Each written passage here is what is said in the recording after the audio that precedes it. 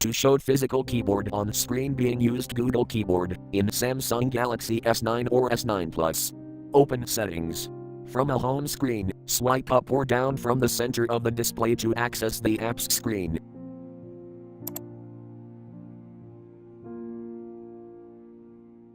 Tap Settings.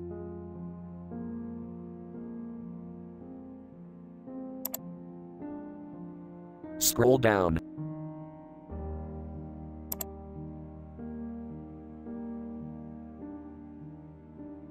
Tap General Management.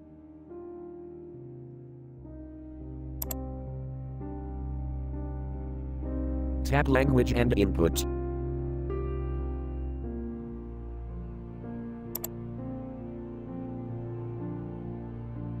Tap Physical Keyboard.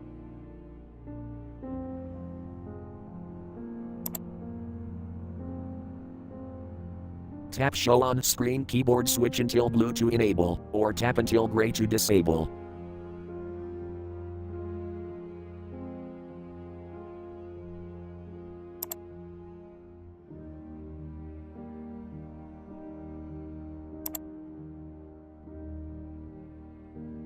Thank you for watching. Have a nice day.